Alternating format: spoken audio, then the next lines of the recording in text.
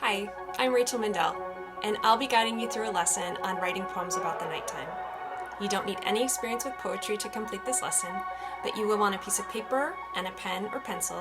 You can also type or you can speak into a recording device. However you prefer to write, go ahead and pause the video and collect your materials.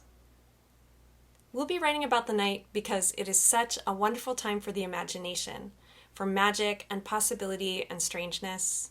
Each of us has different beliefs about the nighttime and about the different elements that encompass the night, including things like the stars, the moon, planets, sleep, and dreams.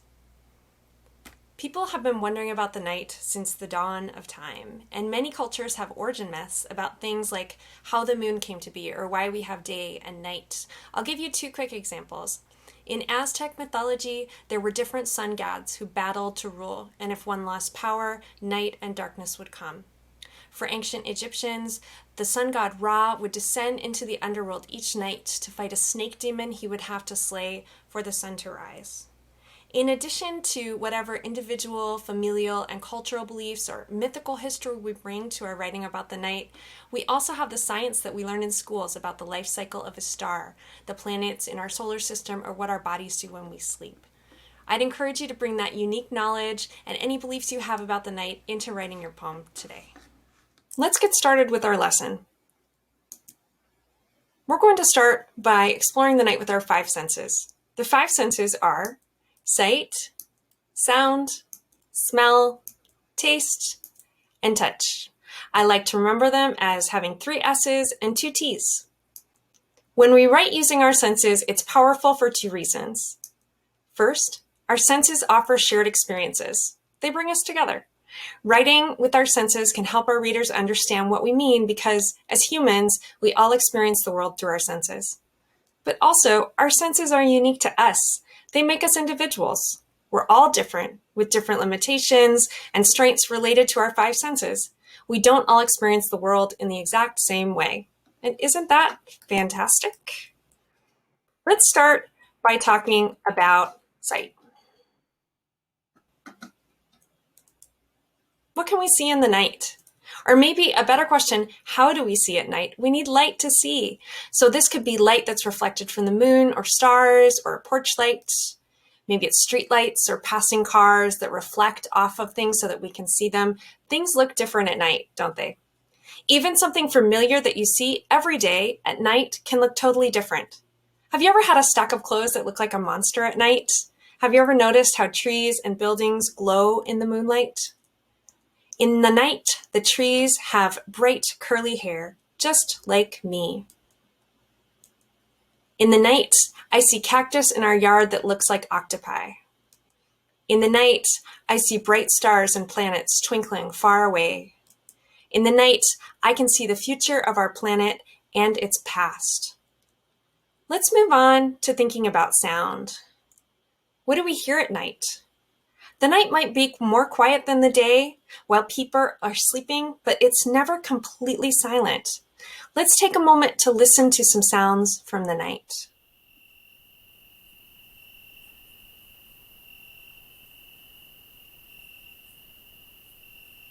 Away from the city, we might hear crickets, birds, rustling, maybe a coyote. In the night, I hear the wind blow softly and very far away. Maybe we live close to lots of people, and nights are filled with human and machine sounds. Let's listen. In the night, I hear a car engine purring like a cat. I hear a train whistle and voices in the distance.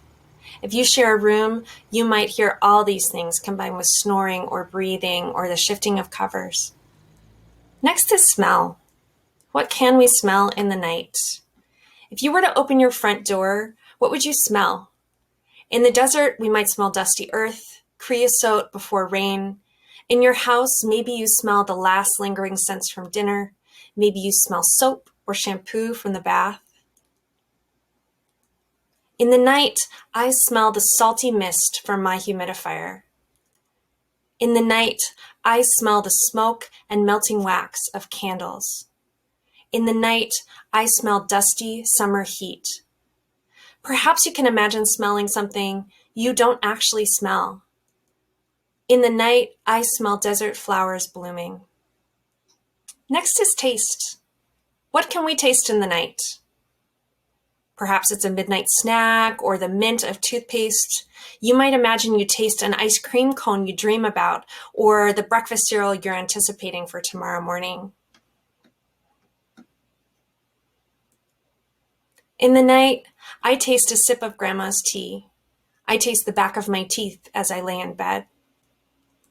One particularly fun thing about writing poems is that you're not limited by reality. In the world of your poem, you can taste anything you want. You can smell anything, see anything, hear anything, touch anything. Anything you remember can live inside a poem. Anything you dream up can come to life inside a poem. Anything you imagine is possible inside a poem. Last, let's talk about touch. What can we feel in the night?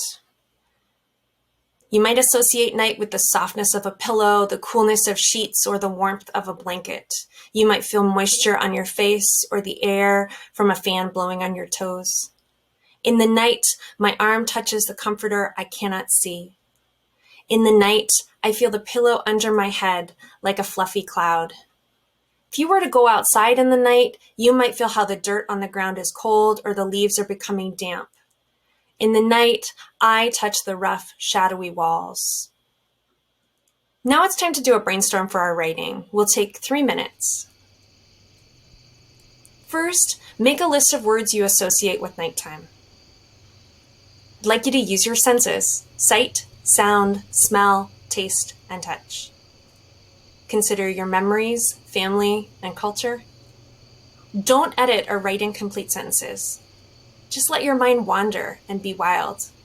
As an example, in starting my own list, I might think of my Finnish grandma who would bake bulla bread at night, and I could smell the cardamom. In my notes, I'd write just grandma, bulla bread, and then I'd let my mind go. From there, it might go to dishes, water, dreams, dog, sidewalk, socks, owls. Let your mind go. I'm going to play some night sounds while you're writing. Let's get started.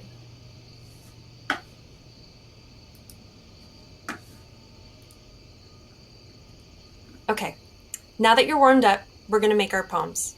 The only guideline is that you use the phrase "in the night" to start as many lines as you can.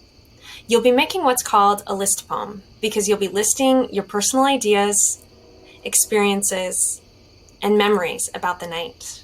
I'd like you to use the brainstorm list you made, explore with your 5 senses, and think about what's unique to you regarding the nighttime.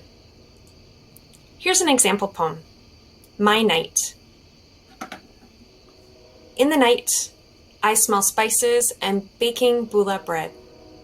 In the night, I hear my grandma running water in the sink. In the night, my dreams carry me far away. In the night, a dog barks like a basketball bouncing over and over. In the night, I imagine the stars at the moment of my birth. In the night, I once saw an owl's yellow eyes through the window.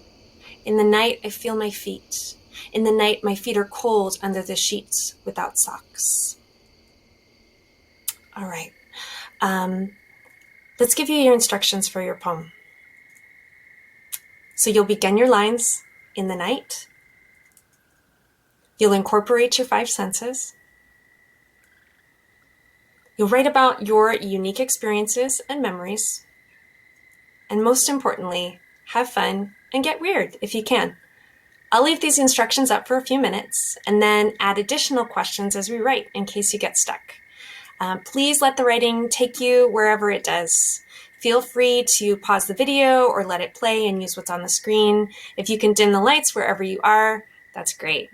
Okay, let's write our poems about the night. Here are a few other ideas. What dreams do people in your house have?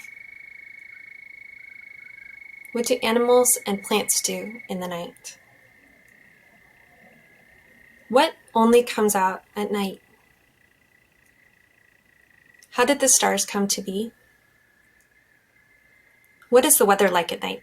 Consider the air and the sky.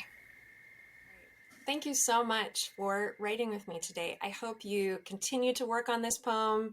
I hope you share it with your friends and with your family, whatever you've written. I also want to offer a couple thanks to a book called Poetry Everywhere that this lesson draws from. It's a book by Jack Collum and Cheryl Nothey.